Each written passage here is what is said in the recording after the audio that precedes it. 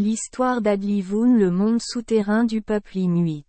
Les Inuits, ou Esquimaux, vivant dans l'Arctique croient que le monde souterrain se trouve au fond de l'océan, car pour eux, la mer est un royaume très sacré et mystérieux.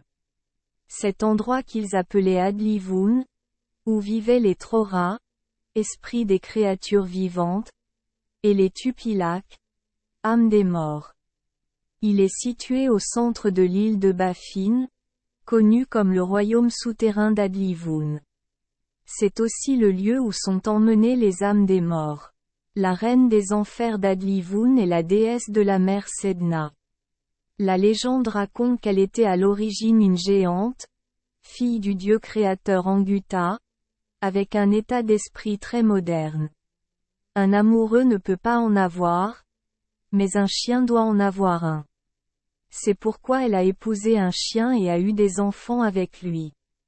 Dieu Anguta était extrêmement en colère, alors il a tué le beau chien, a mis sa fille sur un bateau et l'a jetée à la mer. Sedna s'est accrochée avec hésitation au bord du bateau et son père lui a coupé les doigts. Elle a coulé dans la mer mais n'est pas morte, mais s'est transformée en queue et en nageoire de poisson, l'aidant à survivre sous l'eau, et chaque doigt coupé se transforme en créature marine. Sedna est devenue la mère de toute vie aquatique et la reine des enfers. Elle a utilisé son grand pouvoir pour entraîner son père aux enfers et a rétrogradé le dieu Anguta pour devenir passeur, et la déesse Pinga a amené à tour de rôle les morts sur terre. Les Inuits ne racontent pas beaucoup d'histoires spécifiques sur le monde des morts.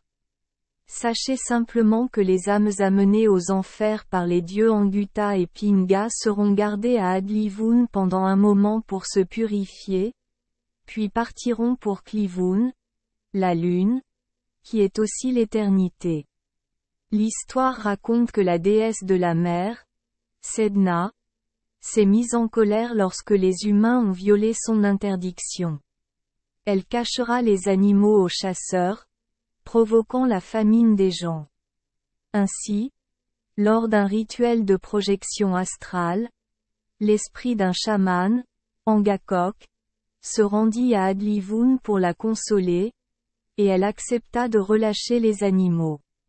Mais il doit d'abord vaincre les chiens de garde et seul l'Angakok le plus fort peut accomplir cette tâche.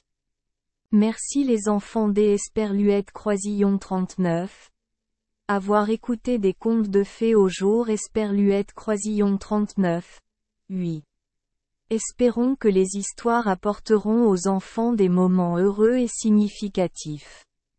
Si vous aimez notre chaîne, veuillez appuyer sur le bouton S Esperluette Croisillon 39. Abonner, pour ne manquer aucune histoire intéressante. Je vous souhaite une bonne nuit de sommeil et de beaux rêves. Rendez-vous dans la prochaine histoire.